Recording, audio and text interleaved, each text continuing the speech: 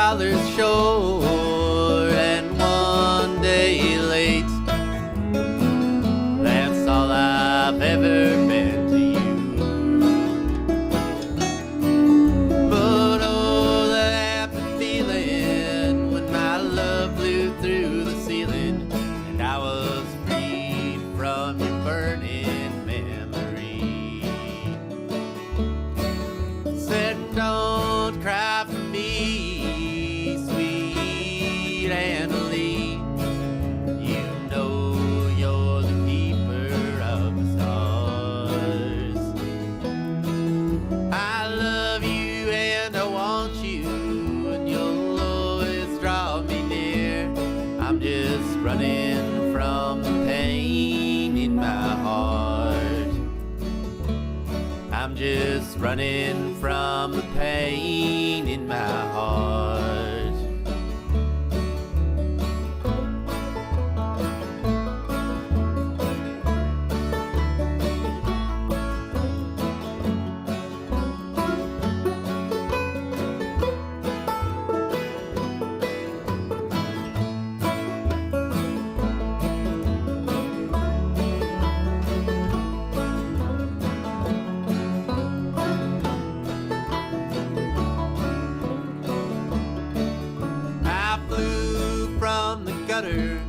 Into the arms of another, and for a while she made me feel alright. Hello.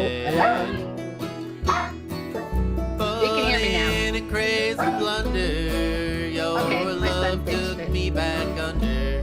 Now I'm tied to those shackles and chains. Said don't cry for me,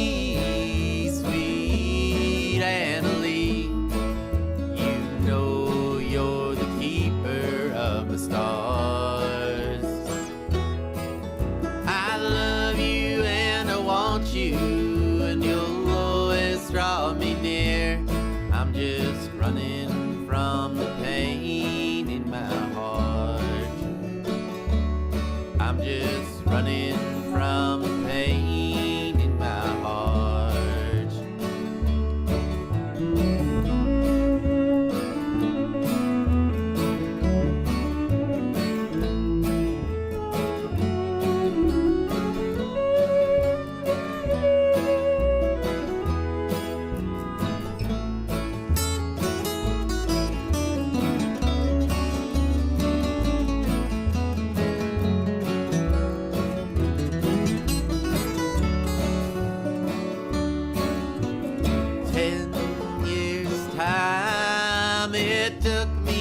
Unwind, and now I'm right back from where it began.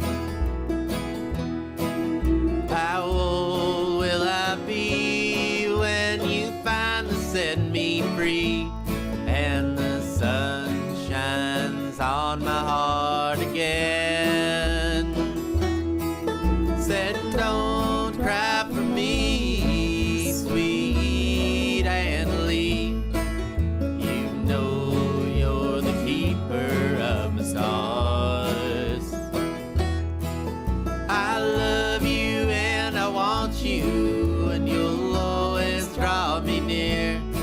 I'm just running from the pain in my heart. I'm just running from the pain in my heart. I'm just running from the pain in my heart.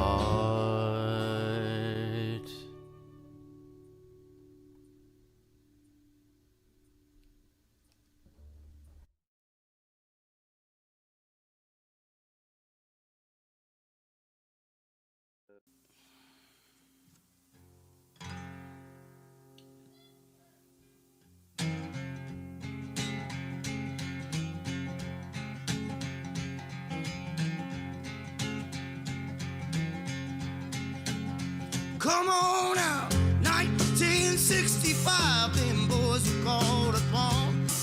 Some fist fighting cowboys in them jungles of Vietnam. I'm an airborne man, baby. Drop me anywhere you please. Yeah, I'm one mean motherfucker. Don't you never double cross me.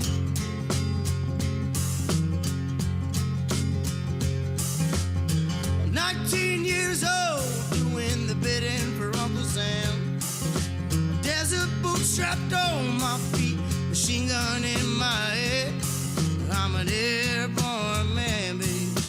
Drop me anywhere you please. Y'all, I'm one mean motherfucker. Don't you never double cross me. Come on now.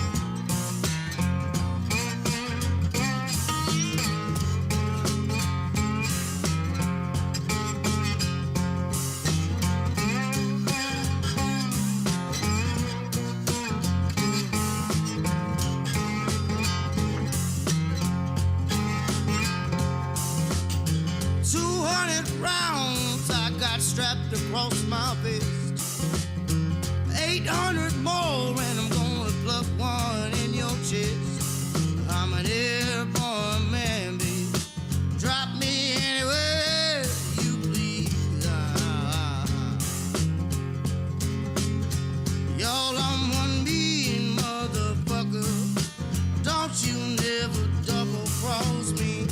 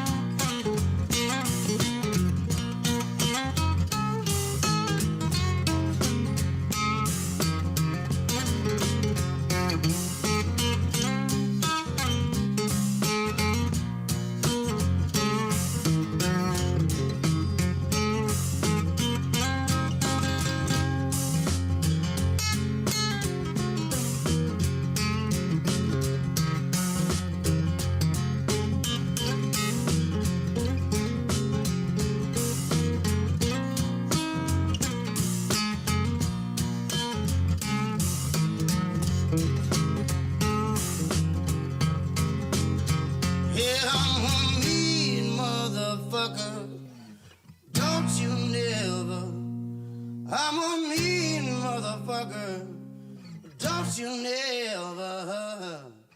I'm a mean motherfucker, so don't you never double cross me.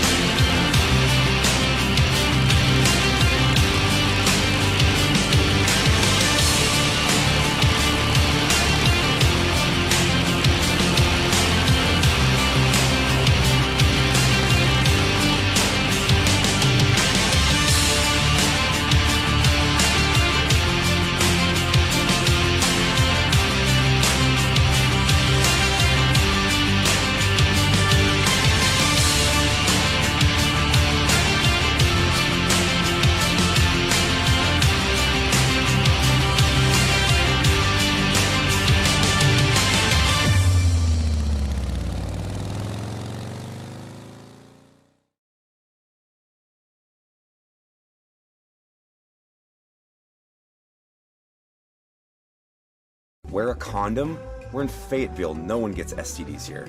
The voice of U.S. Army, WTF Moments. This is WTF Nation Radio. Everything stated on WTF Nation Radio is to be considered the opinion of the person that stated it, and not an official representation of WTF Nation Radio or U.S. Army WTF Moments. Price does not include tax, title, or license. Some assembly required. Each item sold separately. Batteries not included. Objects in mirror are closer than they appear. If conditions persist, contact a physician. Individual results may vary. Keep out of the reach of children. Avoid prolonged exposure to direct sunlight. Keep in a cool, dark place. And please enjoy the show. Shots.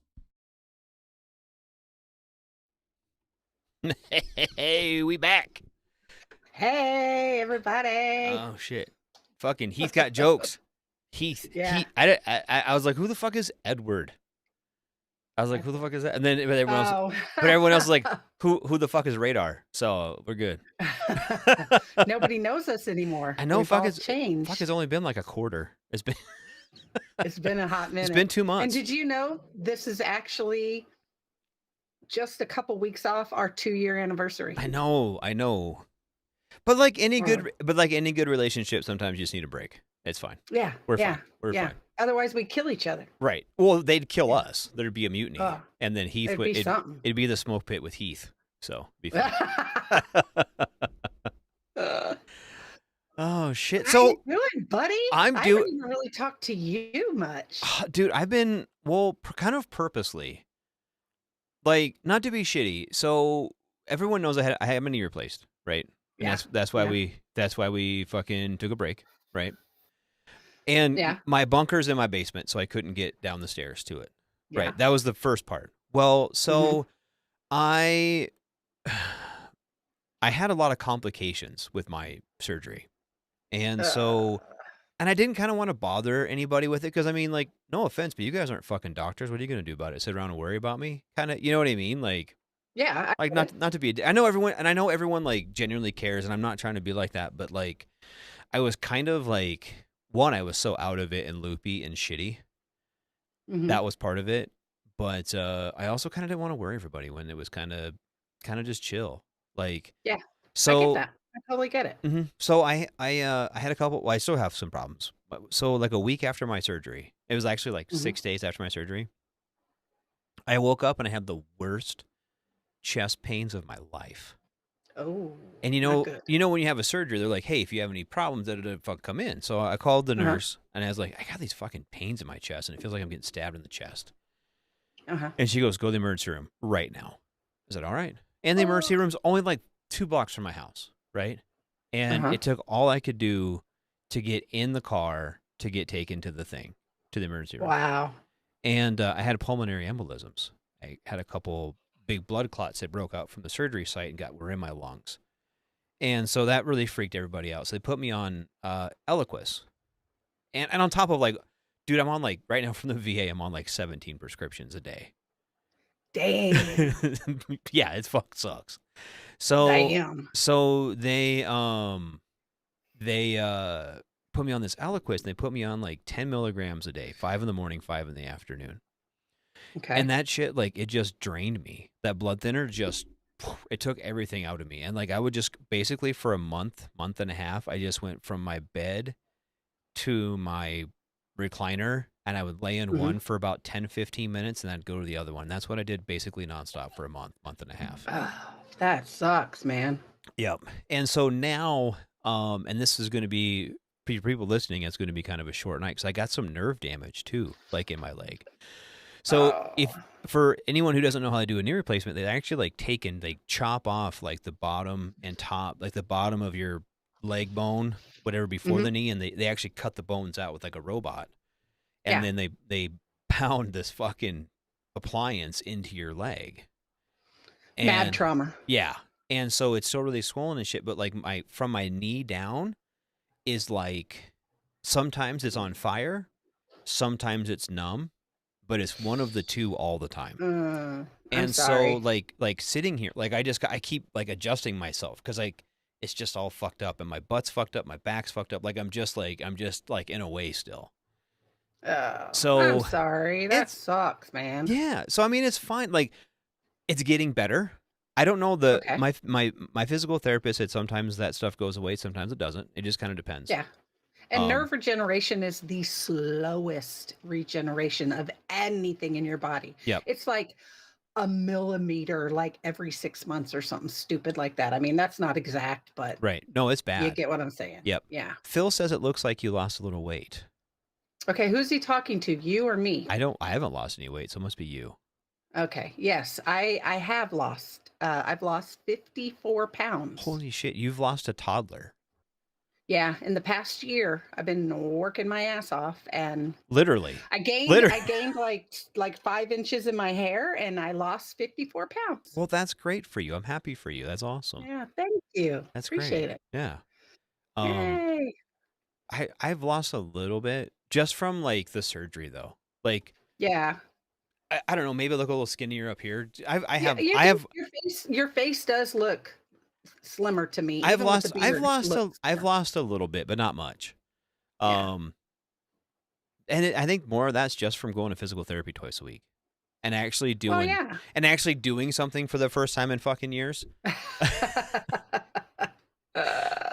But That's funny. so but with my nerve damage and everything, my leg doesn't work. So I've lost like 4.5 No. inches of diameter of my quad, of my thigh. No, no. Yeah, I have like one like really skinny little chicken leg and one like I have like an airborne leg and then I have like a leg. So it's just... a leg.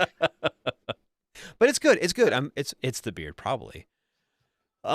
Wait. No, you do look like you have lost some weight. I've lost a little bit. I've slimmed down a little bit, but nothing like. I mean, I've lost maybe like 5-10 pounds. You've lost. That's amazing. That's so good. And is it like? Well, I know you quit drinking. What, almost a year ago? Drinking. Was it I haven't 9 months ago or so you quit? probably about that. Yeah. Yeah. I know that sure probably and then helps. Cut back on junk food. Mm-hmm. Lost a job, got laid off a job. So of course a little bit of that was stress. Right. But overall, yeah, it's been nice because now, unlike you, I'm on way less medication. Right. Like I'm basically on like vitamins. They put me on a vitamin, and they put me on some supplements for like vitamin C and vitamin D. Apparently I was deficient, but I'm not anemic for like the first time, and I don't even know how many years. That's awesome. And I have a lot more energy. Good. And I'm doing a lot more. I'm actually kind of walking around more. I'm having some issues with my shoulder, but other than that, no, I'm doing so much better. Well, that's good. That's great. I'm so happy for you. Yeah, it took a lot, but and I'm not going to lie to people. I did get on Ozempic. I know there's so much controversy about Ozempic out there, but I was borderline diabetic, and basically it was like, you need to do something before this gets worse, because women, we don't talk about our weight, and I'm so tall, most people don't realize it. Right. But I was well over 240 pounds. Right. And you're tall. You're like 6 foot, right? You're taller than I am. No, I'm 5'10". Okay. I'm 5'10". Yeah. But even at 5'10", that's a lot of weight to be carrying around on your joints and everything. I mean, yep. So I had to do something. It was basically do something to help you to be able to get to a point where you don't have to take anything anymore, and you can, exercise, because I mean, my knees were bad. My ankles to my feet hurt all the time. My hips hurt. I wasn't sleeping because I had so much pain. And now, 54 pounds later, I can sleep through the night with, out waking up every half an hour with hip pain or knee pain or back pain. So it's all overall, it's been a good thing. Kaz says, "Holy sheet, y'all look great. Welcome back." Oh, thanks, Kaz. Thank you, Kaz. But yeah, and that's so crazy. And like, I'm kind of bad. I'm like right at that borderline diabetic too. And actually, that was one of the things they're worried about my thyroid with all the different drugs and shit. Yeah. And so the VA, I got so bad with all my drugs that because I kind of just like threw my hands in the air, because I went in one time because they did my surgery through like the local, like out in town people. It was Monument is the name of the joint. Okay. Monument Health is who we have up here. And so they put me, like, I have a primary care doctor through Monument, and I have an ortho through Monument, and then I have an ortho and primary care at the VA. Because my knee's service connected, right? Which is another, I'll get into this fucking bullshit in a minute too. But anyway, so the computers are connected now, but they weren't. Like when I first started, they weren't uploading shit right or something. So like I would get like fucking all these weird pills in the mail. And I was like, why are you sending me this? And they're like, oh, well, your doctor says you need it. Which fucking doctor, dude? Who the fuck are you talking to? Because my doctor doesn't say I need this shit. But anyway, so it was just a fucking mess, and they just kept. And so I went to the VA's got a pharmacist that will actually talk to you, right? Yeah. And I told him, I'm like, dude, 5. Pick fucking 5. I'm fucking done. I'm done getting all these weird pills in the mail or going to the fucking getting like messages from the pharmacy saying you need to pick up this prescription. Motherfucker, I don't even know what it's for. Like, I don't even know what half this shit's for anymore. And like some of it'll just say like for blood pressure or for mood or for like what the fuck is it? How am I supposed to take? Like, am I supposed to take them like once a day, twice? Like, what the fuck, dude? It just says for mood on it. Like, what is this? I don't even know what this is. And they're like, oh, well, this is your blood pressure and this is your anticoagulant. Da, da, da. I'm like, no, dude, I'm fucking done. Because I would take all my pills and then I would just lay there and shake and be dizzy and feel like dog shit. And I was like, I cannot live like this, dude. I was like, I'd rather fucking, I would rather die of a pulmonary embolism. I'd rather lose my leg and die of a pulmonary embolism than feel like this isn't living. I can't live like this. Yeah. And so the dude was like, yeah, well, you know, and so he's kind of weaned me off some of the stuff because I guess you can't just quit like cold turkey. Like it's bad for you to do that. Yeah. Because what I did is I just quit taking my Ozempic or not Ozempic, Eliquis. Yeah. My blood thinner. And they like actually were like, we will admit you if you don't start taking something like that again. Yeah. Because it will cause like huge blood clots and like almost kill me. And I don't want to do that. Yeah, So, that would probably piss quite a few people off. Well, I mean, it'd be a service-connected death, so I think my wife would still get paid, so that's all she works. No, I'm just kidding. So, Corey, yeah, thanks for. I'm glad we're happy to be back. So. Yeah, look at everybody in here. We've got Kaz, we got Phil, we got Heath, Corey, Heath. Who's there down here? Corey. Everyone, look at all these people! Yay! We're so glad to see y'all. Richard's here. Yeah, dude, I'm so happy. I'm happy to be back. Except for next week, I'm gone. Yeah. Well, we're going to be hit or miss for a little bit until we get back into the swing of things, especially with your health issues. Yep. And next week, and I have it's indoor soccer season again. Yeah. And we have a scrimmage next Wednesday. I can't get out of. Well, that's all right. I work 2 to 10, so I can't get that changed yet. I did get another job. I'm not going to say exactly what's going on with it, because honestly and seriously, I'm probably not going to stay at it. And makes sense. I'm pretty sure everybody that I work with already knows, but. Yeah, it hadn't been great, but I am transitioning to a work from home job because I don't think anyone knows this because I don't think I knew the last time we were on the air, but I'm going to be a grandma again.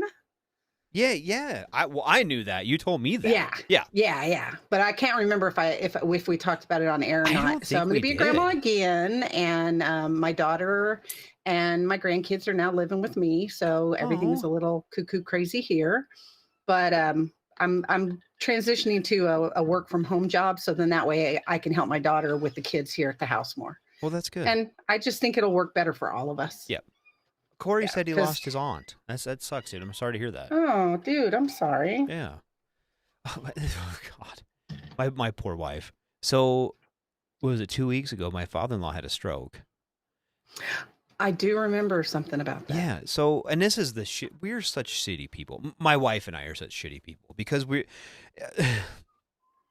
my mother-in-law was in Rapid. Rapid's about an hour away from us, and that's kind of where the big hospital is. She had a medical procedure she had to go do there. They actually spent the night because it was supposed to snow that day, right? So she goes to Rapid, goes for a medical appointment, and they leave to come back here.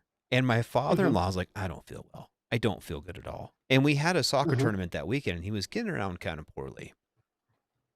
And so he's like, I think I'm having a stroke. So we're all making fun of it. And my wife's like, what, you got Strokey McGee in the car? Like, just kind of like, you going to take him to the fucking doctor or what? Because he didn't want to go to the doctor in Rapid. He wanted to go to the doctor here in Spearfish. All right, fine. So he gets back and goes to the doctor. Sure as shit, he's having a stroke. So then they put him in the ambulance, take him back to Rapid City, and he spent like 2 weeks there in a like rehab, like an in-house. And so they caught it early enough, and the clots weren't like disruptive enough. So they think he's going to make a full recovery, but his like left hand is real weak, and But when we left the place, he's like, I have a kidney stone, and the people are like, we don't deal with kidney stones. Like, just eat a dick, basically. So they he couldn't even hardly get out of his wheelchair. They sent him home with us, and I'm like, what the shit? Gosh. Yeah. So I'm like, do you need to go to the emergency room? He's like, no, I'm good. I'm just waiting for these pills to kick in. Turns out he pulled a muscle in his back, like doing PT or something. Yeah. Poor guy. It was just shit on shit on shit. Yeah, and my poor wife is the only one who's like healthy because I still can't hardly walk. I mean, I can. I'm getting better, but I can't like lift him up. You know what I mean? Oh no. And so she's trying to lift her dad up and take care of me and take care of her mom because her mom's freaking out. My poor wife is just going 1,000 directions. I'm trying to. Your wife is a fucking rock star. I love that woman so much.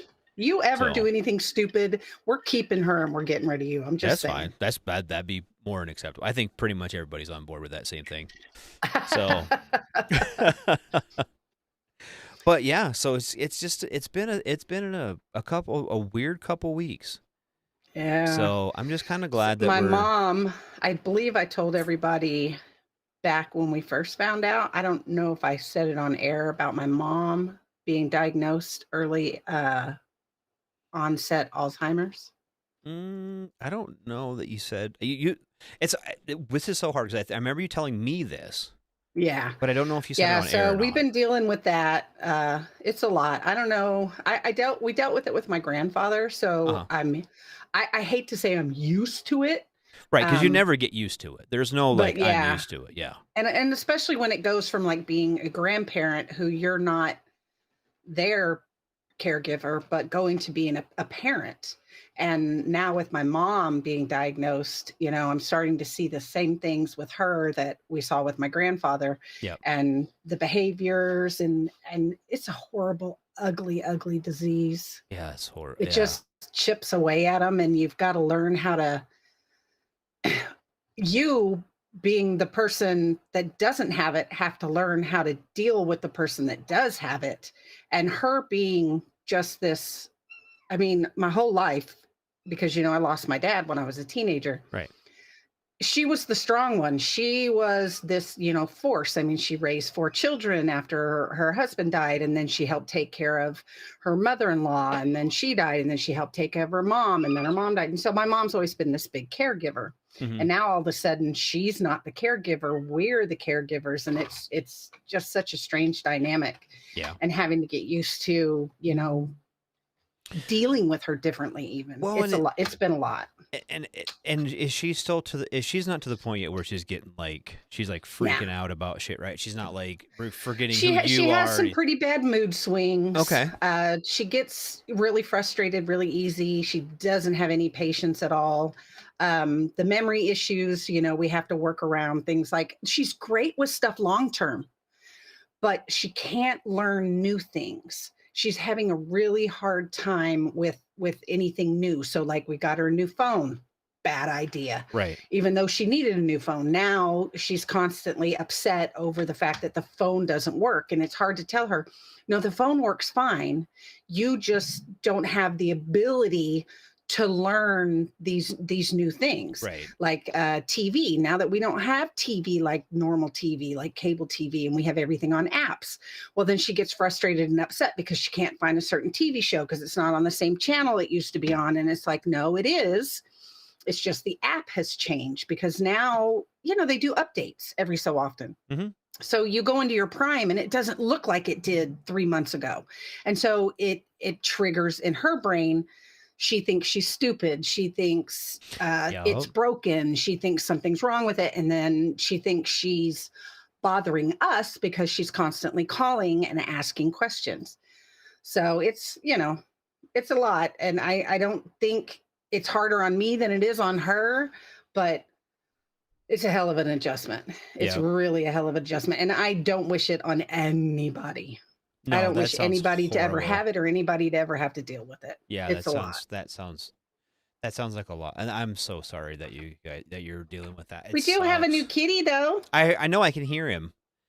Her. Is it a him or It's her? a her. It's a her. It's a her. She is a flame point Siamese, which means she has orange on her ears and on her little tail. Yeah. And she's white with blue eyes. Isn't she precious? Her name is Betty White. Oh, that's awesome. Yeah. And she's a little cuckoo crazy. Oh, that's crazy. And I've got my new background. I know. I love it. Creepy Nicolas Cage. The creepy, yeah. And then like it looks like the Jerry Bear kind of fucking curtains. And yeah. It's so much better than the bright white. I messed around with it a little bit and I was like, what can I put back there? So I've still got my little corner, but it's not where, you couldn't see me or it's not too dark back here. So I got a new light up top just for this little area. And then I got my new backgrounds because I thought they were fun as shit. I might switch them up here and there. That's awesome. But yeah. That's awesome. My little office corner. So the fucking VA. I'm just fucking pissed off at the VA. So let it out, man. Let it out. So a couple things. One, I've been trying to do some claim stuff, right? Well, and like I said, my knee was 10% service connected before. That's the reason I got out was my fucking knee. Right. That's what kicked me out was my fucking knee. Well, so if you have a major surgery on a service connected thing, they give you temporary 100%. Right. To help cover your bills so you convalesce, right? Yeah. I've been working, I went back to work kind of part-time. Like I'm back like 25, 30 hours a week, right? Which sucks, but I mean, it's fucking help pay the bills, but the difference for me from where I'm at to the 100% is like $1,600, $1,700 a month, right? Oh yeah. Yeah. And so like I'm like, hey, do you want to? So and my buddy is, I worked with a VSO for a long time, and he's like, yeah, bring me all your paperwork, and I'll put you in for temp 100. Cool, tight. So the whole auspice of the program is to cover your bills while you convalesce from the service-connected surgery, right? Yeah, takes like fucking 6 months to get processed. Oh yeah. Yeah, I went through that with my shoulder. Well, they said the temp 100 is supposed to be expedited. I guess not. Because I ain't getting fucking paid. They're like, nah. He's like, yeah. It usually takes like 45 to 65 days or 90 to 120 days or whatever is the suspense time for temp 100 processing. I mean, it's fucking ridiculous. They dude. never processed mine ever with my shoulder surgery. Really? You never got fucking paid for it? Fuck that. Never got it. Well, never got it. Then. Now, when I finally got bumped to my 100%, right, they tacked that on with my back pay. Okay. So they did something. But that was like 3 years after the fucking surgery. Jesus. Well, maybe they'll do that for me then when I finally get bumped. But I'm not too worried. I was just like, I mean, because honestly, like, I'm not going to say I'd take free money from the fucking federal government any day. Yeah, I'm dealing with Sean. That's right, Spanky. Yeah, you love Sean. She knows Sean. Yeah. Yeah. Sean's a good dude. I'm a big fan. He's a pretty straight shooter too. I'm a big fan of Sean. But it's like, fuck, dude. Like, why even have it then? If you're not going to process it, like, why even do it? You know what I mean? Like, especially if they know A, you're going in for surgery on a service-connected item, and B, you're going to be out with that service-connected item for X amount of time. Yep, you should be able to pre-do it. They would push it through like boom, just like that. Or you think, I have, because they give you, especially, I don't know, like your shoulder surgery, I'm sure they give you some sort of like preliminary paperwork, right? Yeah. And they say, yep, here's your paperwork. Take this fucking drink beforehand and shit, and then we'll da-da-da-da-da-da-da, right? Nope, nothing, dude, nothing. I had all my pre-op, all my pre-surgery appointments, like 4 to 6 weeks before I ever even had the surgery. Yep. And they never processed anything until after the surgery. Then somebody sat on it for I don't even know how fucking long. Right. And by the time they finally got it all approved, I was like, oh, well, this does me zero good because guess what? Now I'm back to work and I'm already behind on everything. Yeah. So I had to take out a loan. Well, that's, and if that was the thing, if they're like, hey, yeah, it takes about 6 months, so put it on your credit cards or whatever, and you'll be fine. Like, and like I said, I got a wife, I got, I am at 90% now, which is better than fucking nothing, but it's like, fuck, dude. Like, why not just do it? Do your fucking job. Like, I don't know. And then That's too smart. yeah. Mm. Yeah. No, yeah. I remember Spanky when you came up, and and Sean took care of your mom. He's a good dude. He's a fucking hard worker. I will say that, and I don't know, and I know that. God, this is hard for me to get into. I don't want to get into it too deep tonight, but like everyone's results and experiences with the VA or VSOs or whatever varies, right? Oh yeah, for sure. There are some dudes who don't give a shit about helping people. They're just there to get a paycheck. And then there are some dudes who are there that will work 100 hours a week and only get, like Sean's salary.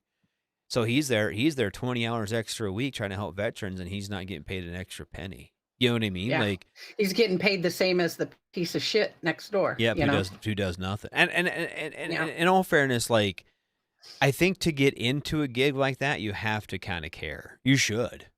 You know you what would I mean? think. But some of those dudes, after a while, they get so burnt out and beat up and fucking all of it. Like I went and talked to him yesterday because I didn't know that it took that long, and I didn't want. And I know that it's not him. Like he submits it. That's all he does. That's all VSOs Yeah, do. he's a dude on the phone for T-Mobile. Same thing. You know, it's not him. Yeah, he's not out there way fixing the above his tower. pay grade. Yeah.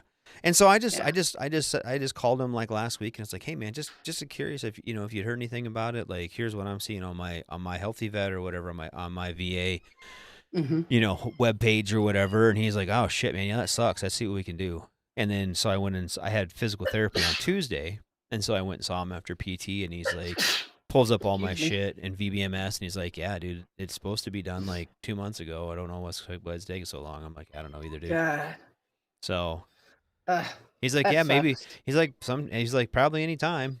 And like I said, I'm not holding my breath. And like, I can take care of myself. Obviously my lights are still on, and I got food in my stomach, and I got, I still got a roof over my head. So it's not like it's the end of the world, but like, I don't know. Like if the VA is not going to take care of a program, they don't even offer it. You know what I mean? Yeah. Yeah. Like, don't even make it an option. Don't even make it. Like, because I've known for a while this surgery was coming, so I was kind of pigeonholing some money, and we, my wife and I had made some plans, but also in those plans, I assumed that, 2-3 months in, I was going to be getting an extra $1,600 a month from that, and I'm not. Yeah. So, but it's whatever. And like I said, she's been out helping take care of me and taking care of her dad now, and so I mean, it's. Especially with the blood problems and stuff, I really wasn't safe to be left home alone. You know what I mean? Yeah. So, and this sucks. Like, Bronco's like, I've given up with a local VSO. That sucks, dude. I'm sorry to hear that. I'm so sorry. Yeah. I hate hearing that from vets, dude, because like, I don't know. Like, I will say this though, like, if it's the county VSO and he's not you're not getting any traction with him, go to like the DAV. Or the VFW. I know the VFW has some really good service officers. Like there is other avenues other than that don't cost the veteran any money, but it just sucks that, when you go in there and you spend the time and you put in the forms and everything. Like, Sean, the guy that we're talking about, he, like, when I put in like some of my claims, he's like, oh, he's got like files full of like medical evidence that he can submit with your claim for like sleep apnea or for secondary to this drug or whatever. Like that's what he does, like in his spare time. Like when he leaves work, he goes home and he like Googles all these things that like more evidence, like medical literature to like submit with your claim to make it even more fucking bulletproof, right? This dude cares. He actually factually cares about the people he's helping.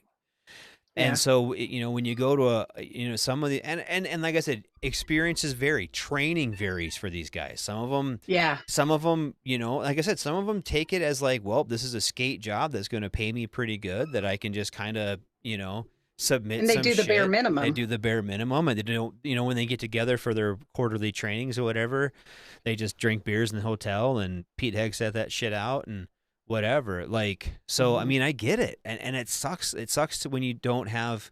When I have a good experience with a guy or a gal, like I said, my VA here is awesome.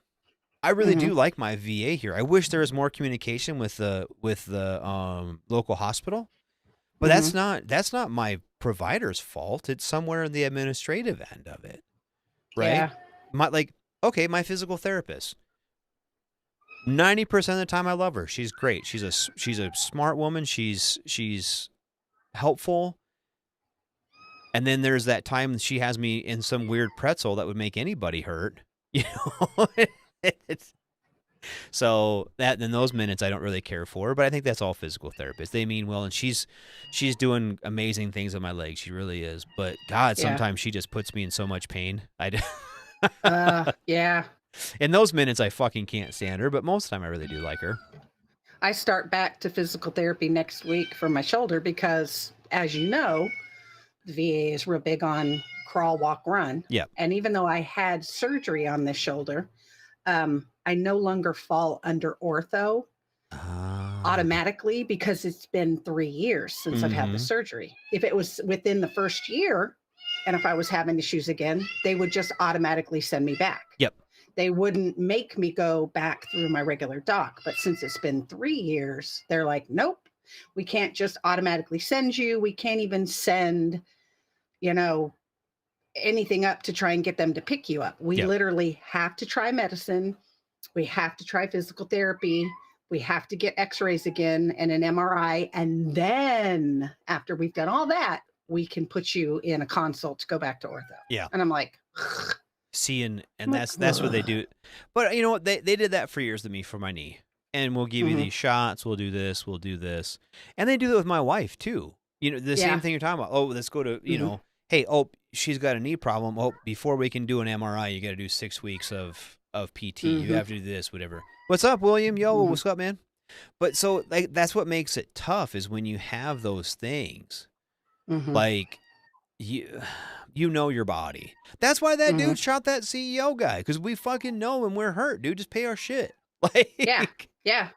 It's not we're and I get there's a few bad people out there that do work the system and ride the system and use the system, but you can't take those bad apples and then put that against the rest of us who genuinely have, like, I have refused to go, and my doc is so pissed at me right now. Yep.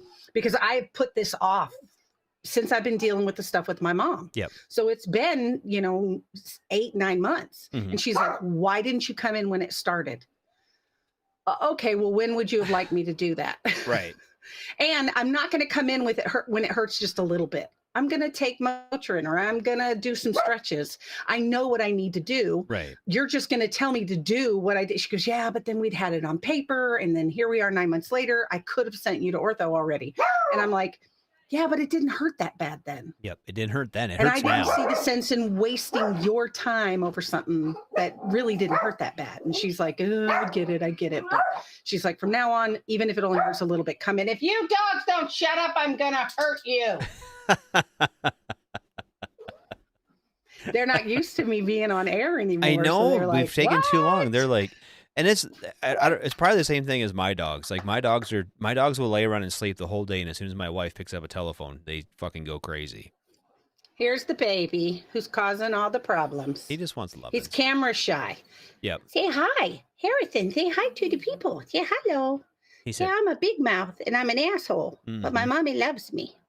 Yep. Well, the cat was being pretty loud earlier. He was meowing. She's in here in the room. What I need to do is just let her out. She's mad because her sister, she has a twin sister, and her mom are on the other side of the bedroom door. So what I need to do is just get up, because she's sitting over there right now by the door, just like, yep. She's all pissed off, giving me the side kitty eye. Coach said you're getting that Southern mama attitude tonight. The hell right. That's my grandbaby. He got mad at me the other day for something, and I looked at that kid and I was just like, be mad, stay mad.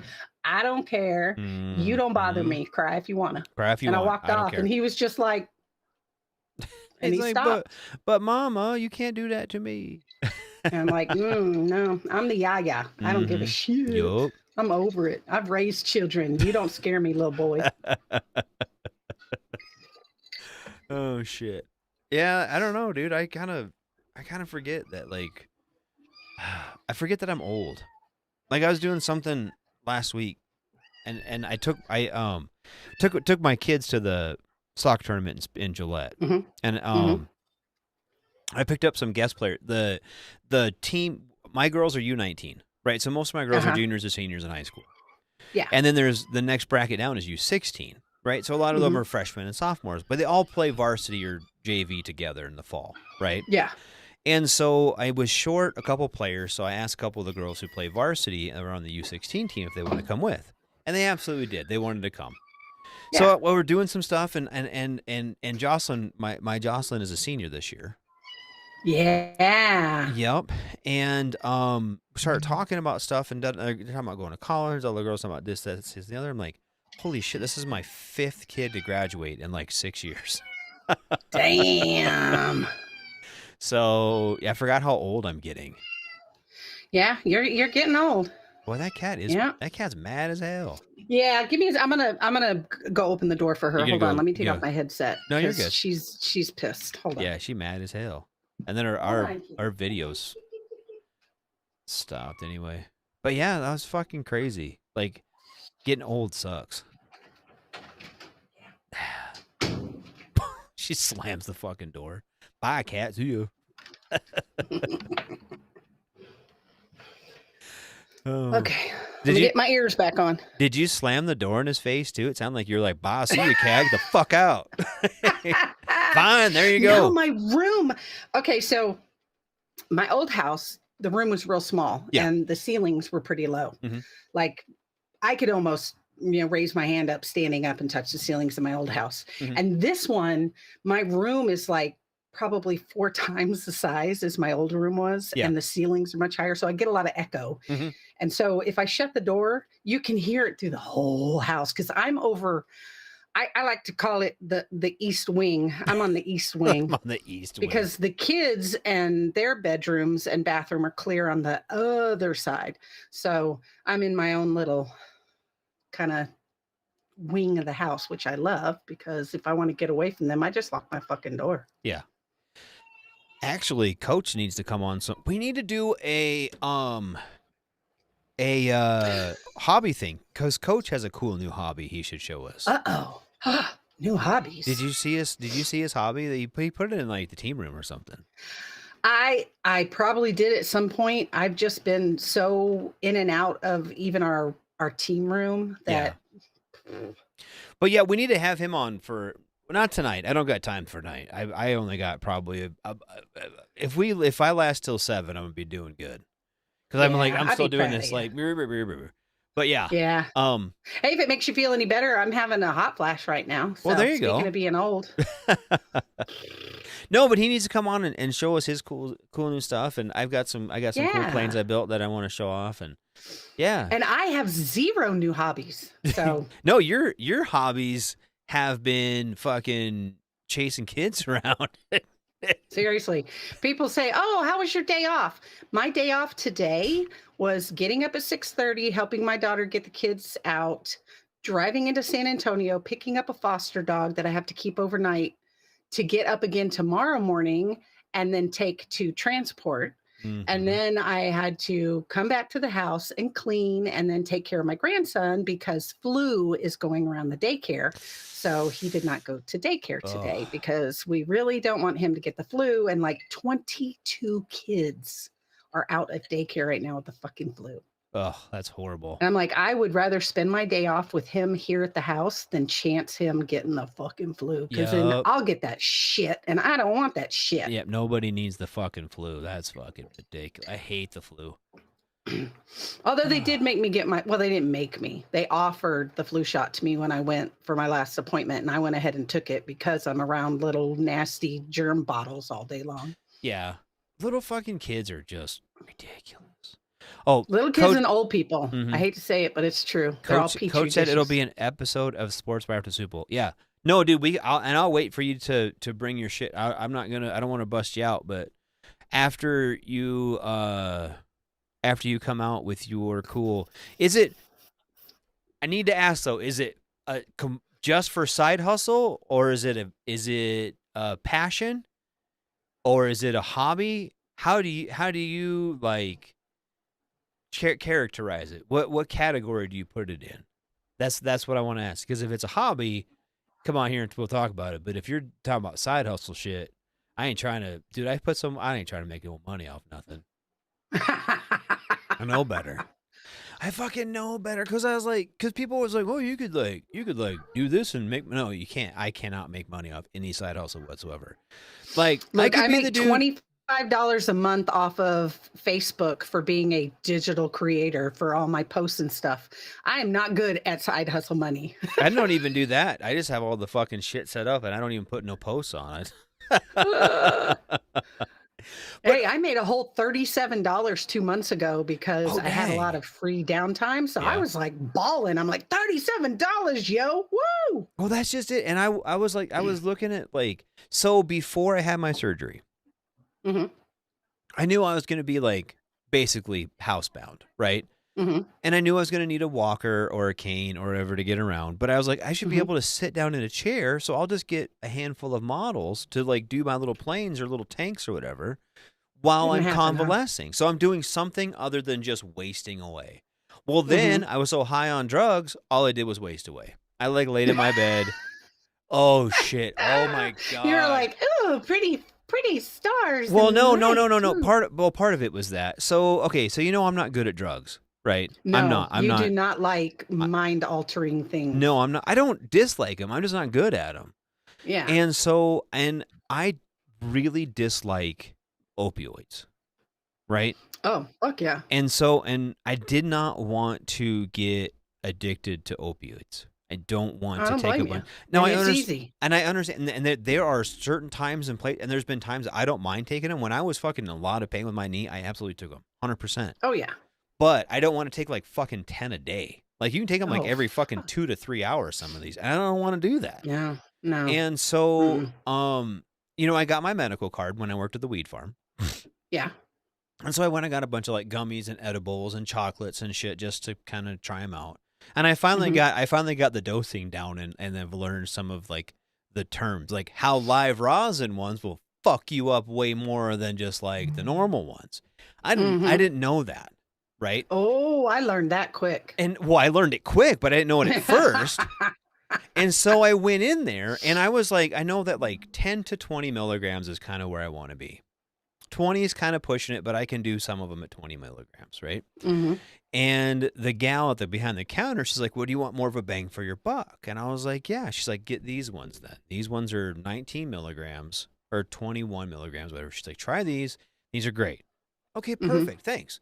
Go home, take one, and all the other ones have been pretty fast acting, right? Mm-hmm. Half hour to an hour, they're kicked in, and I'm feeling pretty good, right?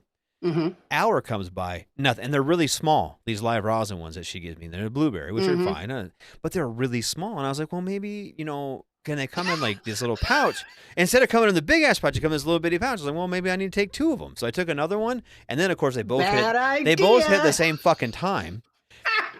And I'm sitting there, and that was your red flag right there. Anytime you say, well, maybe I should take another one, remind yourself, no. That's a horrible idea. You should not take another one. So then they both hit at the same time, of course, because that's how they fucking work. And I'm like laying in bed, and I'm just like fucking trying to keep breathing, And my wife's like, "Are you okay?" I'm like, "I think I need to go to bed." So I Sounds like when I got dosed right before my flight from Florida to Texas. So that was fun. So my wife this is before Christmas, and my wife went on, and like most people do, she was doing a lot of baking. She's making cookies and donuts and brownies and cupcakes and all this other shit, right? So I go to bed because I didn't know what else to do with my life, and finally she came in and then went to bed, and I was feeling okay, I was feeling all right. But then I was like, man, I gotta go to the bathroom. So I went to the bathroom, and my wife had left a bunch of cupcakes on the stove to cool down so she could frost them. And I ate all of them. I had like 24 cupcakes. Oh, yeah. Well, I did something similar, so don't feel too bad. Those Hostess Christmas cakes, those Christmas tree little cakes. Yeah, the Christmas cakes. Well, I forgot that I had a box of them hidden from the kids, and I took a little more gummy than I probably should have taken one night. Yeah. And the next morning, I went to go look for those Christmas tree things to put in the kids' lunches. I ate a whole box. Oh, no.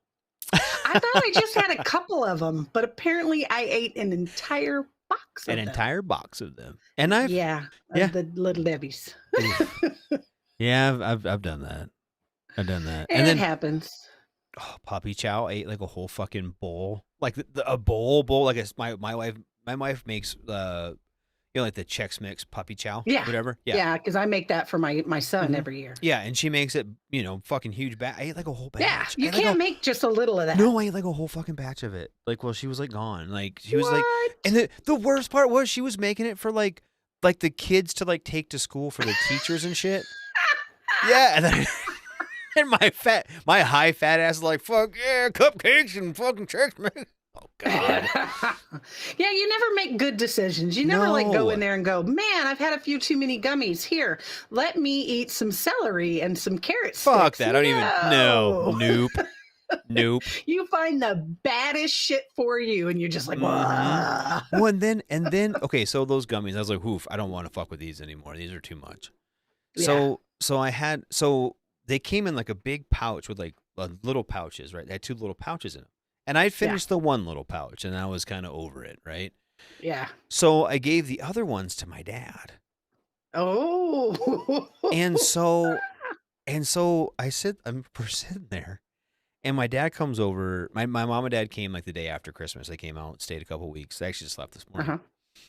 But so I gave those to my dad. Or I sent them home with my mom. I was like, give these to dad, And so she gives them to so they come over for like dinner or something, right? And my dad, I was like, my dad was real fucking, just acting all fucking high as shit. I was like, did you take one of those gummies? He's like, fuck it, I took 2 of them. And I was like, oh no. And then he's sitting there and he's trying to tell jokes and they're not coming out right because he's high as fuck. And then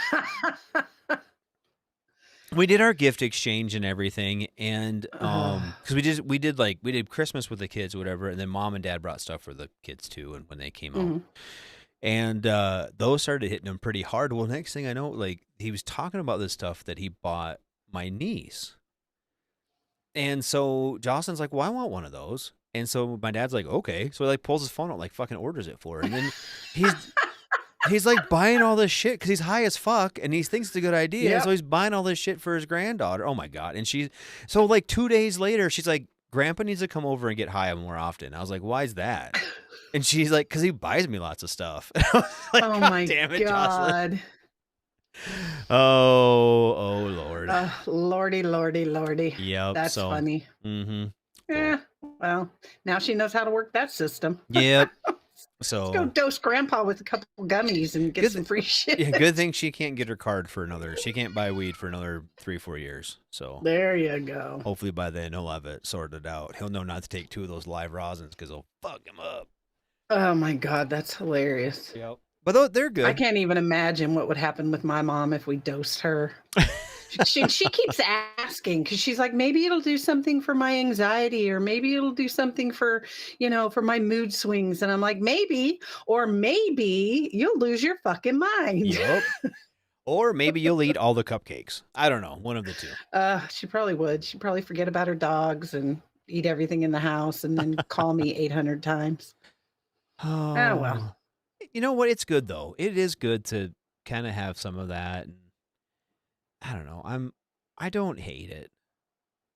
I don't hate and it gets for good stories. It'll be something when we're like 100 years old. When I'm sitting there with sitting around the table with the great grandkids, telling them how Grandpa got high and ate all the cupcakes that Grandma made. Yep. And I don't mind. It is kind of whatever. I don't hate it. I do feel bad. I don't want to get. I don't. Wow. Well, and I don't even. It's not. I don't even know how to say this without sounding like a dick. Because I don't mind. I actually would rather my kids smoked weed than drank. You know what I mean? Oh, for sure. I want them to be old enough to do it, but I think marijuana is safer than alcohol. Oh, now, since I quit drinking and all I do is like either take a gummy or have my little chill me out vape. Mhm. My kids are like, even they'll say, "Oh, you're so much better. One, you don't have a hangover, and for the next 2 days, you're not a raging bitch because you feel like shit. And when you do take a gummy, you remember everything that you did, and you don't really make dumb choices other than eating an entire box of Little Debbie's." Yep. And it's kind of nice to hear that, because I don't think I really realized when I was drinking exactly how stupid I was being, and I was being pretty stupid. Right. And I'll just now, take a gummy, chill out, relax, hang out in my room, hang out with the grandkids, and I can function. Yep. And I get up the next day and I don't feel like hammered dog shit, which is really great. Isn't that nice to not feel like, you know what though? Some of those fucking some of those gummies I kind of got a little bit much, and they got me. Well, there's this one here called a rocket or rocket ship or something, and it comes in a little bag and it looks like a little rocket ship, the actual gummy. And it's 1,000 milligrams for what they sell in Texas. Right. And if I don't take that early enough, the next morning, I'm a bitch to get up. Like, I'm just so groggy. Like I just need a day to kind of recover, to nap all day, to sleep it all off.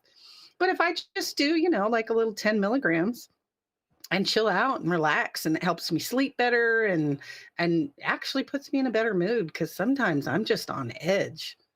I mean, with all the stress and everything else that's going on, sometimes you just need something to just kind of level you out where you're not kind of. Well, and I got this. I figured out finally, like, what I need and what I need to, like, go to sleep, right? Yeah. And I kind of stumbled upon them on accident, but they're caramels, and they look just like a fucking little gram of caramel, and they're like, what, like 12.5% or something like that. And I take one of those, it's perfect. Like, I take one of those, I don't get fucked up, but I get really sleepy, and then I can sleep most of the way through the night. Yeah. And I don't know how personal. Okay, so I can't sleep on my back, and I can't sleep on my side, and I can't really sleep on my belly. So, and then I don't know if it's one of the drugs I'm on or something, but I'm like, I have to get up like 5 or 6 times a night to go to the bathroom. Or it could be the blood thinner. I don't know what it is, but I gotta pee. And I asked the girl. The girl, the fucking doctor. She's a doctor. I asked that girl. Doctor? No, not the pharmacist doctor. Like my the anticoagulation doctor. Okay. I had a VA connect with her the other day, right? And so I said words to her about it, and she's like, you have a couple diuretics, but that's not one of them. So I don't know which ones are which. Well, that's good. But something is making me go to the bathroom, like, during the day. Like, I can't go more than about a half hour without really having to go to the bathroom, and I have to go now. But like at night, it wakes me up like 4 or 5 times a night, and I'm like, fuck, dude. And then I can't hardly sleep to begin with, so I might as well, like, the only way I can, like, get a couple hours of sleep is to take one of those gummies and then just roll over and try to sleep. And just I take it about a half hour before I go to bed, and then I'm good to go. But, like, I said words at the VA, and they're like, well, we'll give you sleeping pills. I'm like, what? So I can pee myself? You know what I mean? Right. Like, I want to know when if I have to pee, like, you want to be lucid enough that you can get up and go. Oh, no, Holly said it's the gummies. The gummies are making me pee? Oh, no. Oh, I didn't even think about that. I don't know. Gummies make you pee? I don't know. I don't have that problem, so I don't know. But I also have an awesome new bladder sling, so I don't have to pee every. Well, when you have a bunch of kids like I did, and then you have a couple kids that are really big, and your uterus sits right there on top of your bladder, and then you get all of that extra weight onto it. Eventually, those muscles don't really hold up like they're supposed to, so the bladder starts to just kind of. Oh, no. And so when I had my hysterectomy, they did what they call a mesh bladder sling, and it's attached to your hip bones. So it's internal. And so basically what it did is my bladder was down here where it shouldn't have been. And I was having to go pee more and more often because I was getting that urgency feeling. Mm-hmm. And so they put that sucker under, and then now it's back up here where it's supposed to be. So now I don't pee every hour and a half like I used to. Okay. Well, that's something then. That's not so bad. Yeah, no, it's helped a lot. And I can jump again. Oh, dang. I can sneeze in mid stride. I can be walking and be in and I can sneeze and it doesn't. But a year ago, no, couldn't do that. Talking about that. So my wife, her knee's been bothering her, been going to physical therapy. And the physical therapist had her doing some motion thing or whatever, like the wide kind of lunges, whatever. And she stopped. She's like, I can't do that. And the physical therapist was, well, why not? Da, da, da, da, da. She's like, I've had 4 kids. I can't do that. And he dead ass looks at her and says, there's things you can do to solve that. You don't have to live. You don't have to live like that. That's what he said. Tell her to look into it. It is a miracle fucking thing. Well, I will. Okay, I will try. But she already kind of shut it down. But it was funny. I tell everybody about it. Every said, woman that's had more than one child. But the guy said to her, "You don't have to live like that. Like she had a third head or something, or I think she has 2 heads. But you know what I mean? Acting like she I don't know, was in some sort of horrible way. You don't have to live like that," he says. But it is. It's not fun, and it gets worse as you get older. And gravity does not help. Well, it doesn't sound like it's fun. I'm not trying to say it's fun, but it's not and she's kind of it's not the end of the world. I just gotta be careful what I do. You know what I mean? I can't just, I can't do jumping jacks and I can't jump on the bed. You know what I mean? But I was laugh. tired of, I got to the point though, where it was more than just jumping jacks. With me, it got to the point where I couldn't even go up steps too hard. I couldn't laugh too hard. I couldn't cough unless I stopped and crossed my legs. I mean, mine was bad. Hers sounds pretty normal for the number of children she's had. Yeah. Most women deal with it. But no, she doesn't have to deal with it if she doesn't want to. If it's something she thinks isn't an inconvenience for her and she's fine making the few little adjustments every day, good for her. I did it for years. But I was also 52, when mine was really bad before I did anything about it. Holly said she was lucky with 4 C-sections. See, I'm curious about that now, because because when you grow a human, right, it still takes up the same amount of volume and displaces your bladder and intestines and the same way. Is it the actual the having a natural birth, is that harder on? The natural birth is part of it because once your pelvic bones move, they never completely go back. Right. And so you lose some of that support. Also, when you have a baby naturally, all those lowest abdominal muscles get really, really stretched, worse than when you just carry the baby. Okay. And if you got a real good doc, when you have a C-section, they do a really great job of taking those abdominal muscles and sewing them back together better than they were before you got pregnant, Oh, okay. So it is actually, because my sister doesn't have the same problems I have. She had larger babies than I did, but she had C-sections with both. Okay. And she had a great doc who, they sew that abdominal wall up really well. See, if you have a good doc. Well, and Anna, her last baby was C-section, her youngest. But it was like an emergency C-section, and they actually, they started cutting her before the drugs took over, and she said she felt like everything. I was like, oh, that sucks. So that was before her and I got together. When she tells the story, it still makes me cringe. Ugh, I don't want to hear about it. Yeah, makes it me just cringe. sucks. Yeah, yeah. So I always say I'm lucky that I never had to have a C-section, because I feel that way, because good Lord, the recovery for a C-section is a motherfucker. And just having that type of a surgery in general. But then I had, a lower abdominal surgery later. And honestly, my doc has even said, we really need to take you and get you seen. And they need to go in, because the muscles for your lower abdomen should sit like this, and mine are so stretched they sit kind of with a gap. And so I just don't have that lower abdominal strength anymore. And I don't care how many pelvic floor exercises I do and how many lower abdomen exercises I do, it's just never going to go back unless I had something surgically done. Yeah. But I'm 53. I don't give a fuck. Right. Yeah. Exactly. Like, I mean, if somebody doesn't like how my belly looks when I don't have clothes on, then don't fucking look at me without my clothes on. yeah, fair enough. Fair enough. So I don't know. I'm just, y'all women go through a lot and you don't get any, like,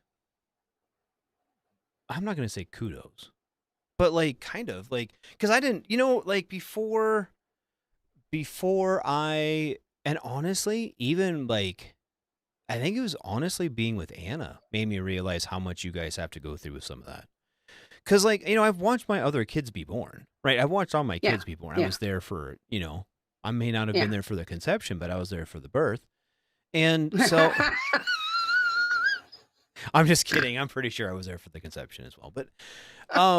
But I mean, like, you were mostly there. Yeah, but I mean, you don't really realize that, I guess, in the moment. And I don't recall. It's years later that these type of symptoms start to show up. And I was, if you and I was with the moms. No, I wasn't. I was way more into catch and release back then.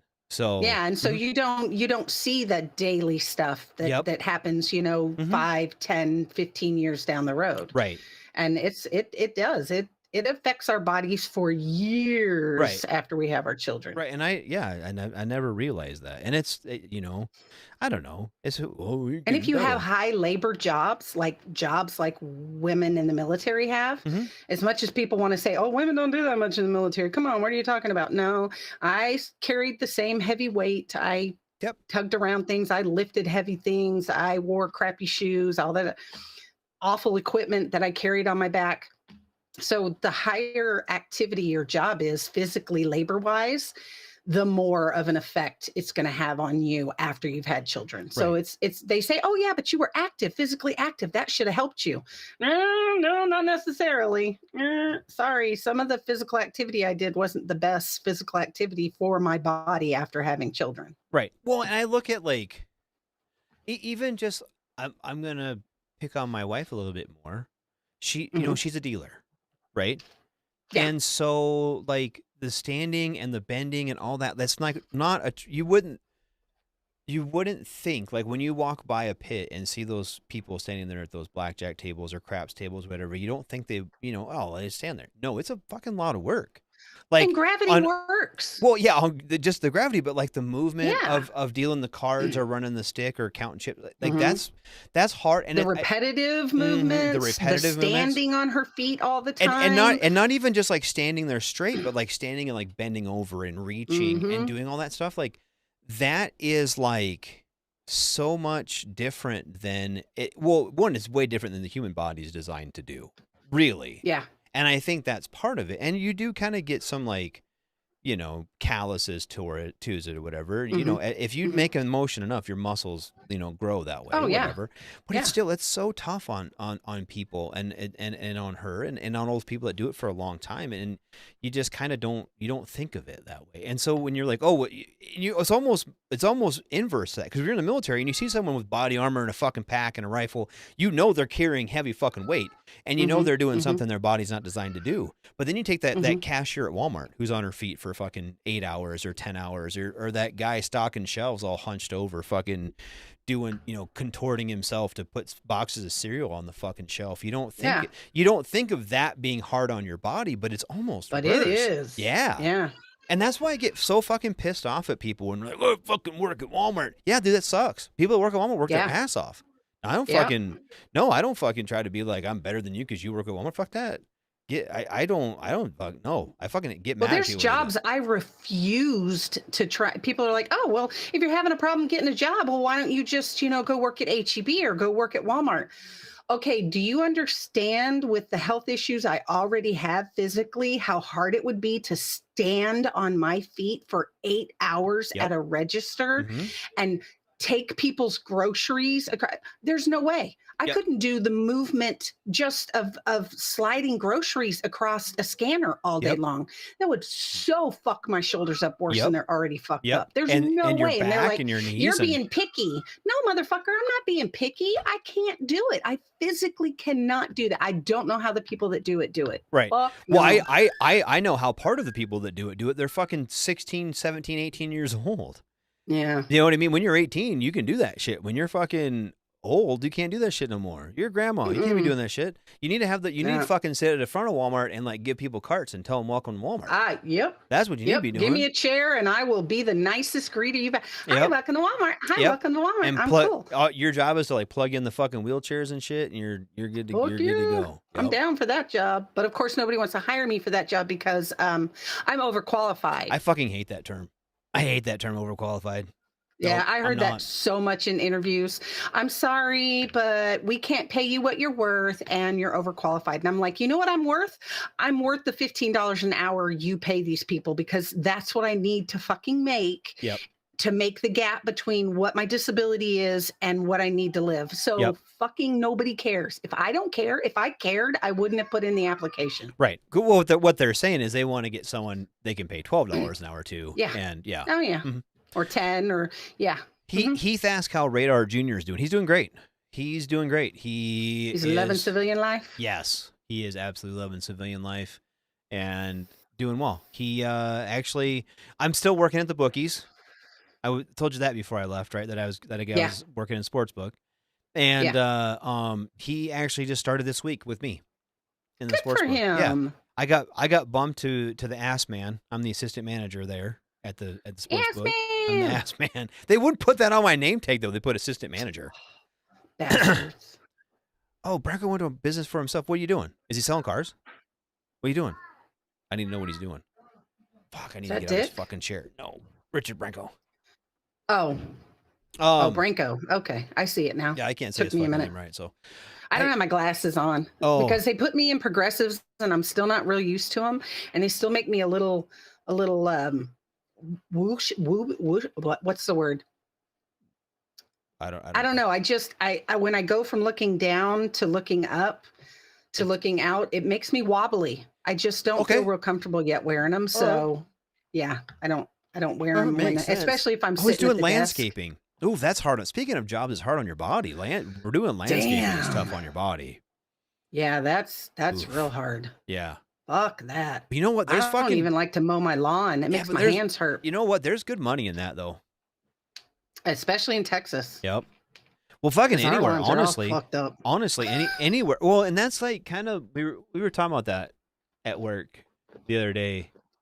And I've been saying this for a while though around here. Like if you want a job, find something. If you want to start a business, do something that appeals to affluent retirees. Yeah. Because we have a bunch of those around here. We have a bunch of people moving here from like they're coming here to retire from like California and Texas and all. Ooh, I tell you what though, I think a couple of them are reconsidering their life choices the last couple of weeks. It's been cold and snowy here. It's even been cold here. We're supposed to be up to 70 on Sunday and back in the 30s by Monday. And for Texas, that's an extreme change. Cold, yeah. And it's been cold here lately. It's been like 40s and 50s during the day and like the 30s and 40s overnight. I do not want to be outside when it is 38 degrees out at 6:30 in the morning. Yep. Fuck that. I don't know how y'all do it up north. No, I want to go up north in the summer and I want to come down here in the spring, and then I want to find someplace else for the summer for the winter that's chill. Yeah. Somewhere like a Georgia or something. Something. Yeah. But I definitely don't want to be here in the summer. He says, I got to pay for the race car and being a stripper hasn't opened up for me yet. Nah. Well, it hadn't opened up for me either. So when they start hiring 53-year-old women with weird ass body shapes, then I'll make it as a stripper. Thomas said Connecticut sends its shivering greetings. Yeah, dude, I bet it's fucking cold. I bet it's cold as shit up there too. It's been fucking like ridiculous cold, and it like single digits for highs for a while. And we haven't had that for a minute. And so all these people that moved here like in the last couple of years from like Texas and California and fucking points further south, they've been like, this is not fun. I was like, yeah, this is fucking winter. This is what happens. You guys have fucking lucked out. We haven't had our feet of snow. We haven't had our fucking super cold temps for a couple of years. Like we're due for a fucking ravaging from Mother Nature. So yeah, here's our forecast for next week. This time next week, the low is 24.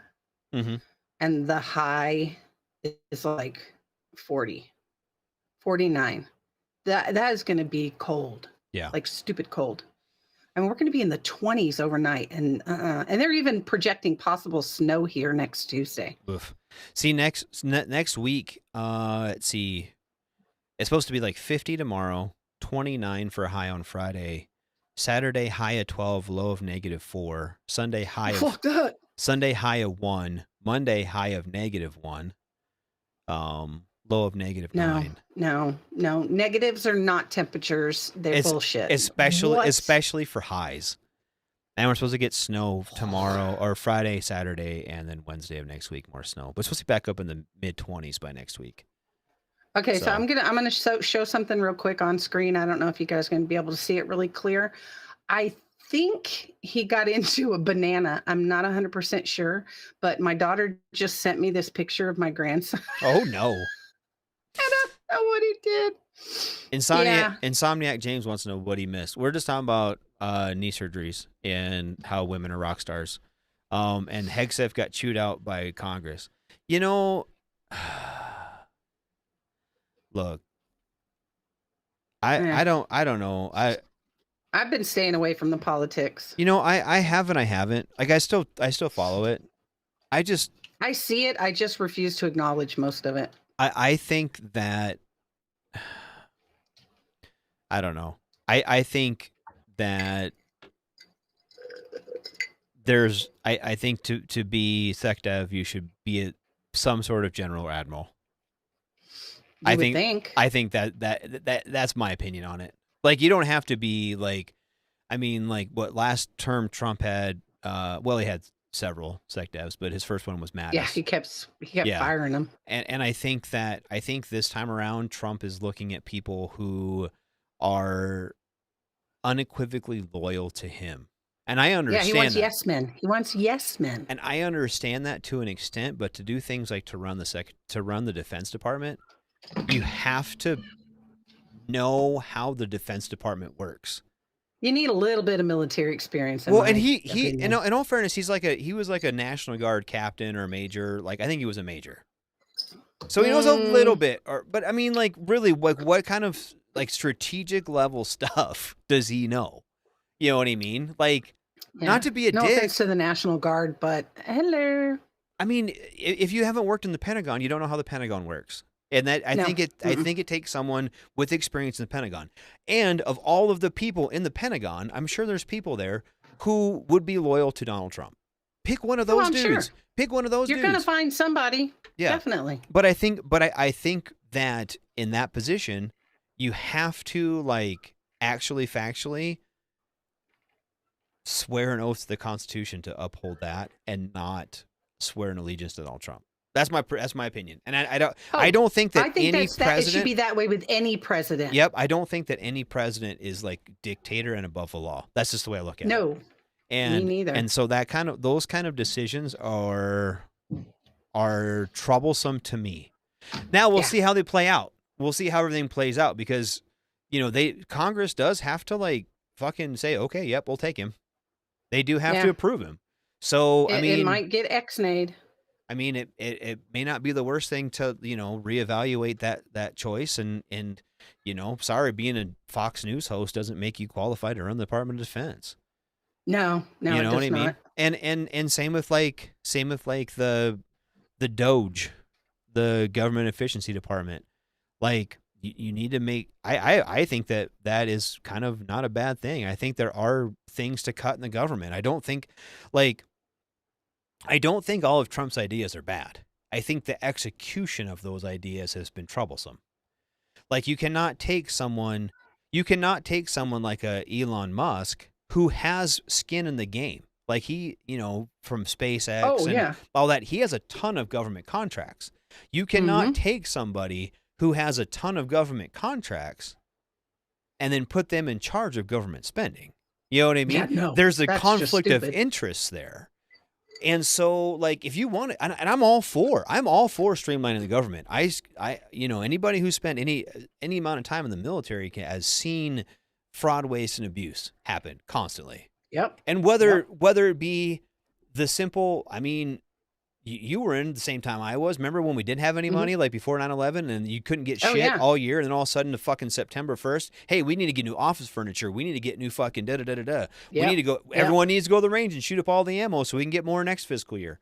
Like, that was how that fucking worked. When you ordered parts that we weren't able to get all fucking year because they were trying to save money. Like, there are problems with this system that they have. I'm not saying there's not. Yeah. But you got to get the right people in there to deal with them. Exactly. And I think somebody who's got dogs in the fight, like you said, is not who you need in there, because they're only going to worry about their shit. They're not going to worry about everybody's shit. Yep. Yeah.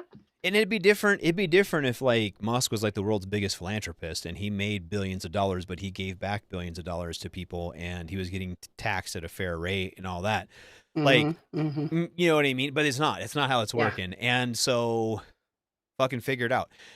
And all of, do you think we should get a fraud system kind of like an IG complaint or, even like a sharper EO? And they do that. There is a fraud, waste, and abuse hotline if you see very blatant theft or whatever. But I'm talking about the system, the way it works, the way it's designed to work. Like if you have X amount of money in your budget, right? You either don't spend it, you lose it. So in October 1st or October 30th, September 30th or whatever, suspense on that, right? So and I remember every fucking year, all of the offices would get brand new furniture and we throw the fucking 1-year-old furniture out because shit, we got this money. They had to spend it so they didn't lose it. Yep. Yeah. We got to buy all this fucking random bullshit. And basically, just like everybody taking leave at the end of the thing. Use it or lose it. Yep. And nobody wants to fucking lose it. And that's a problem inherent in the system because you don't want to lose your budget because next year you might fucking need it. Well, there's no way to roll it over. There's no way to account for it. Like, so it becomes a problem, and that's a problem inherent in the system. And they're not talking about changing that. They're talking about cutting spending in places that it doesn't need cut. So until until they change, and that's just it. It's systemic. So, and nobody wants to go through the trouble of actually fixing it. They want to put a Band-Aid on it so they look like the hero, and then they're going to go on, and whatever they destroyed is going to be left in the wake.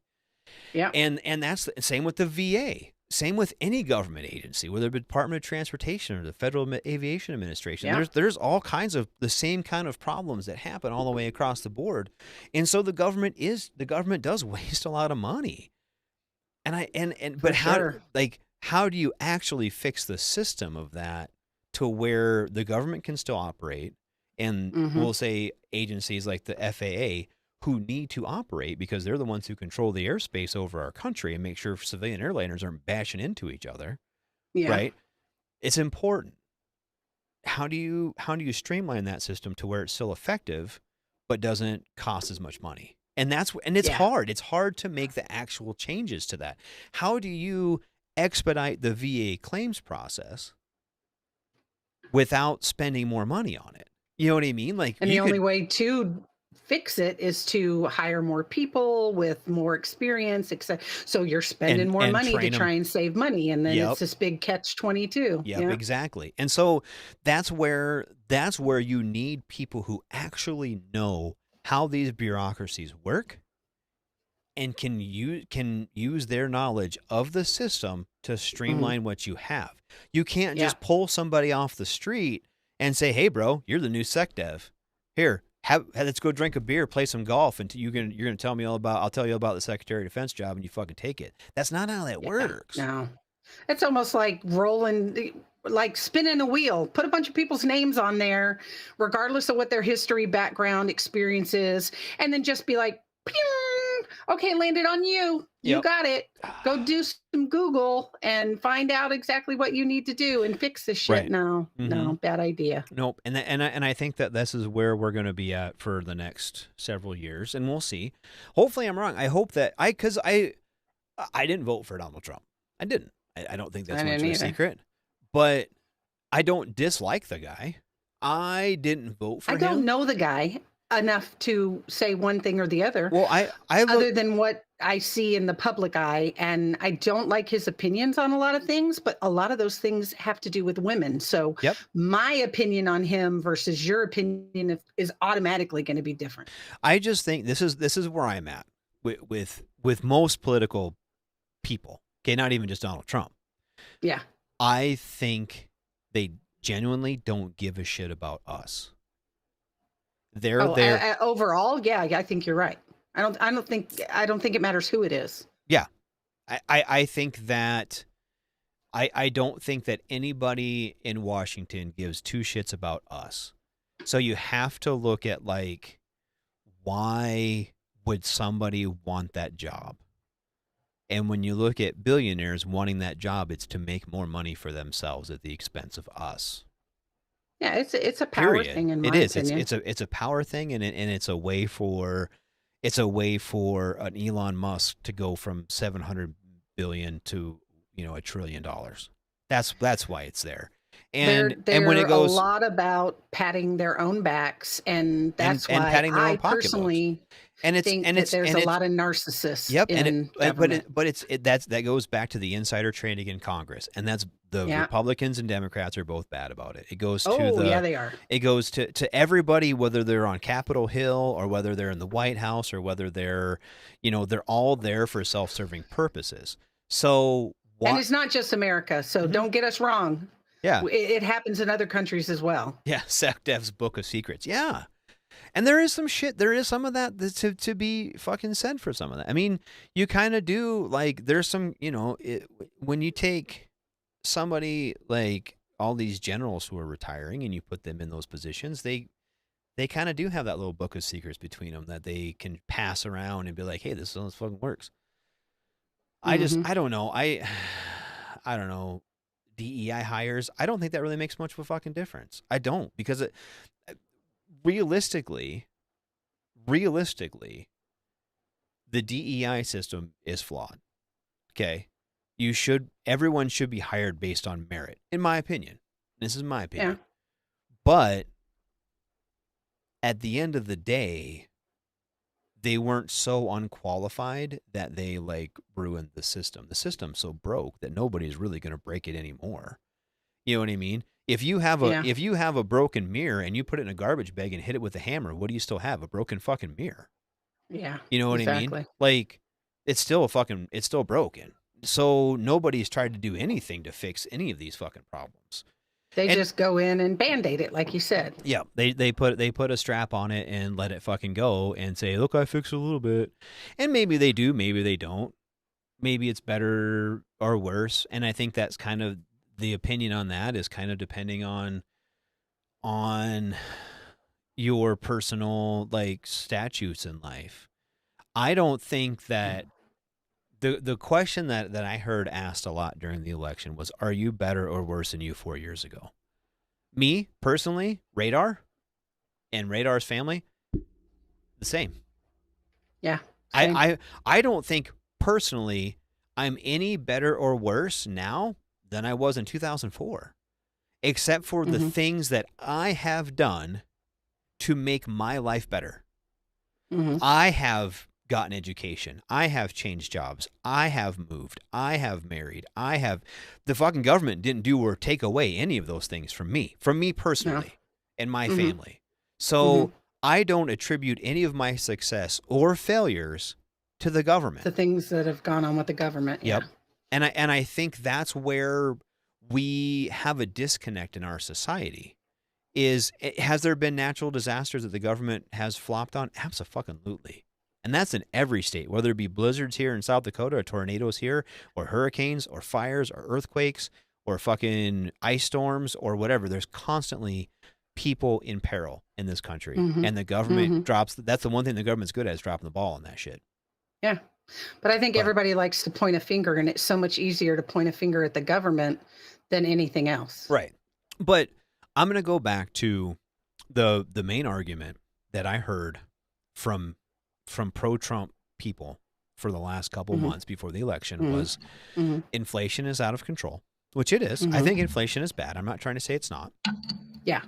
But what has anything been done by either side to curb inflation other than changing interest rates?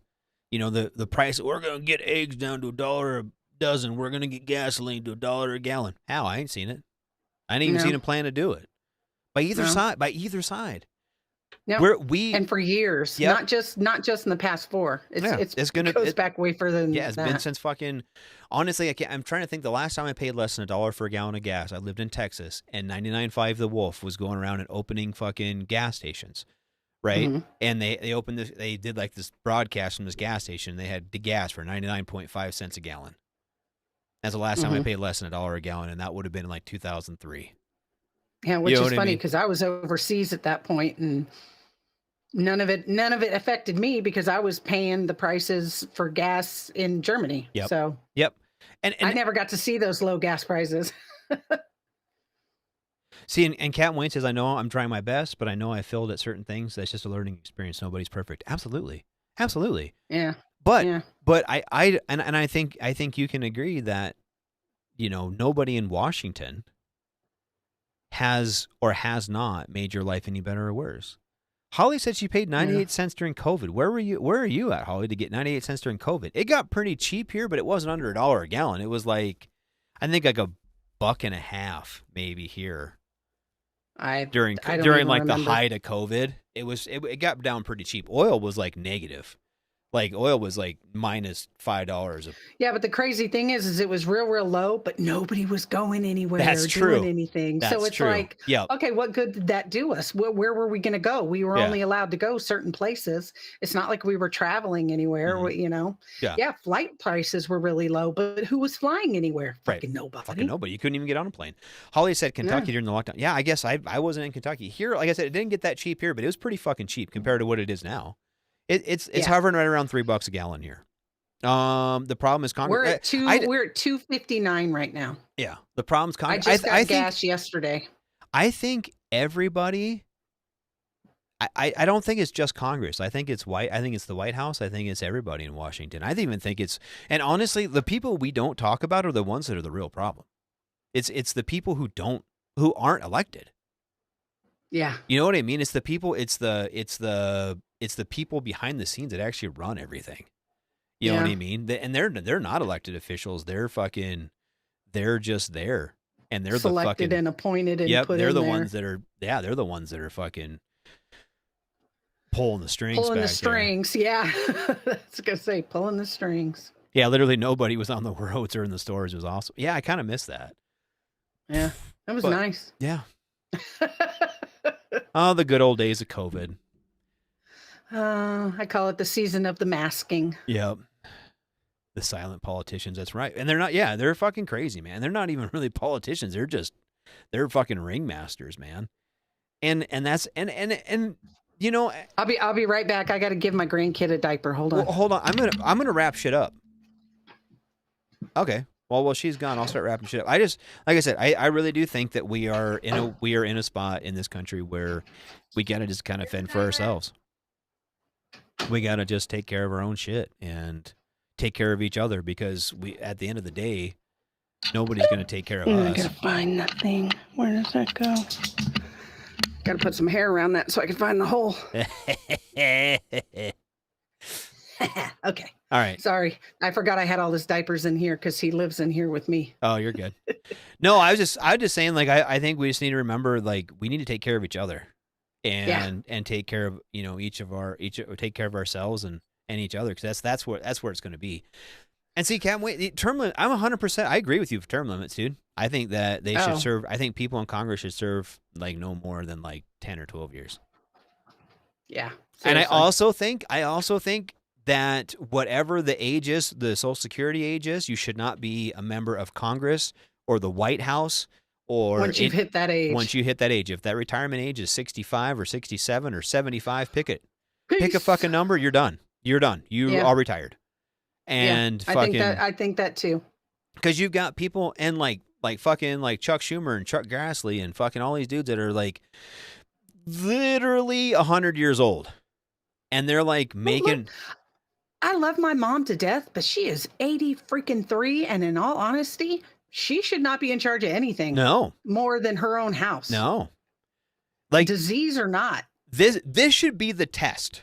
This should be the test for these fucking politicians, okay?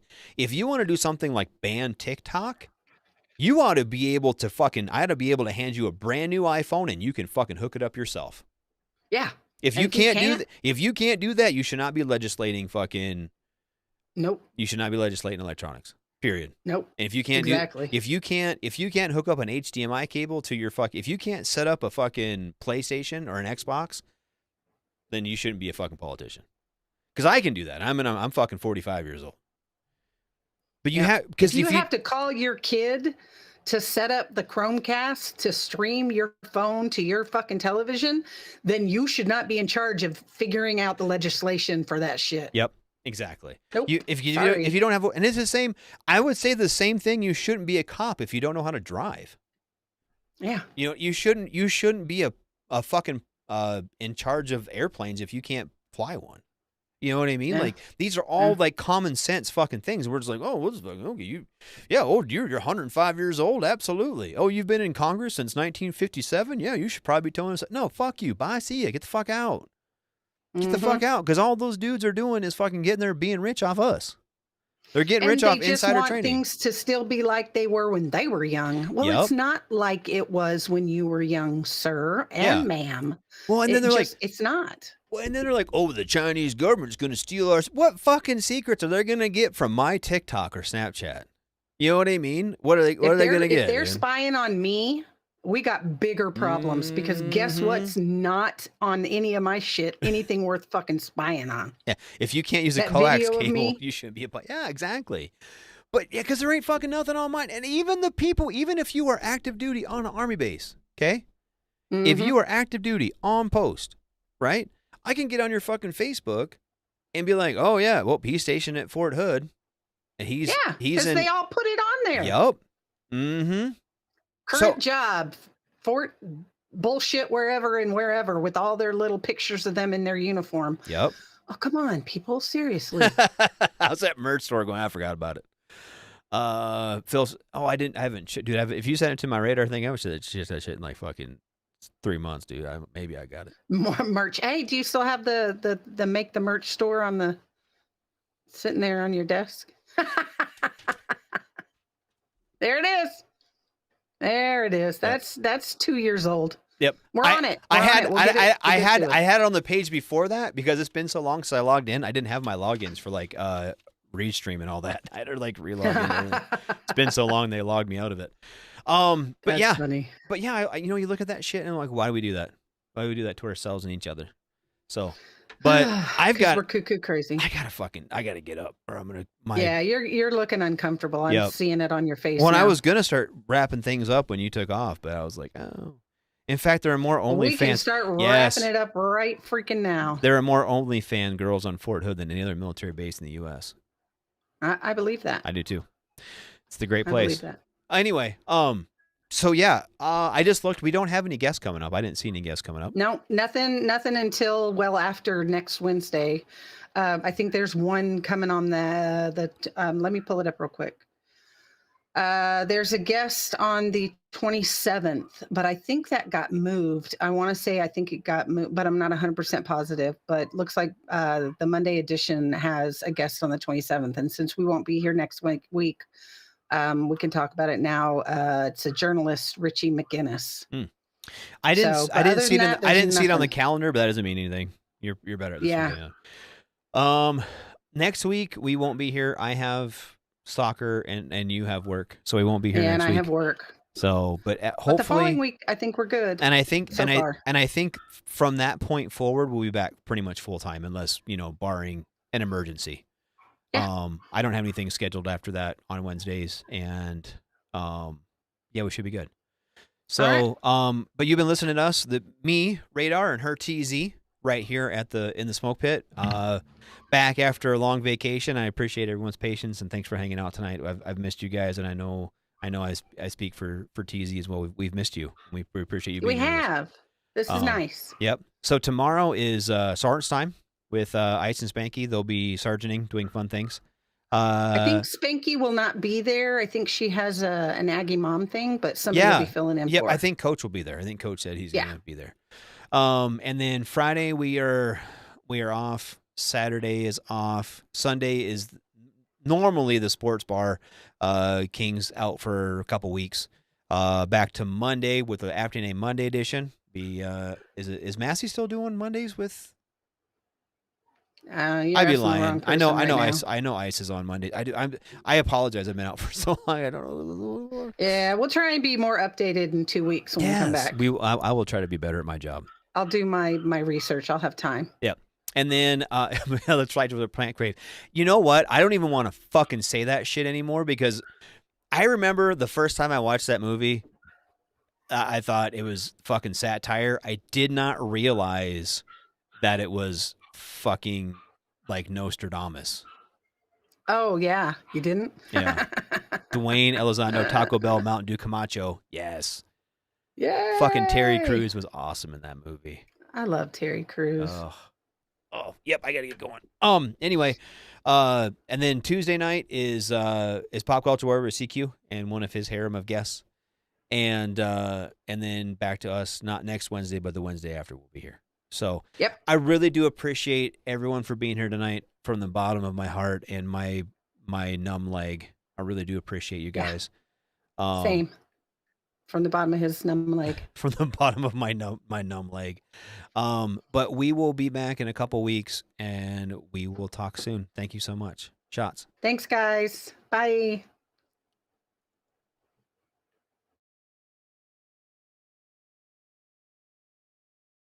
Everything stated on WTF Nation Radio is to be considered the opinion of the person that stated it, and not an official representation of WTF Nation Radio or U.S. Army WTF Moments. Price does not include tax, title, or license. Some assembly required. Each item sold separately. Batteries not included. Objects in mirror are closer than they appear. If conditions persist, contact a physician. Individual results may vary. Keep out of the reach of children. Avoid prolonged exposure to direct sunlight. Keep in a cool, dark place. And please enjoy the show.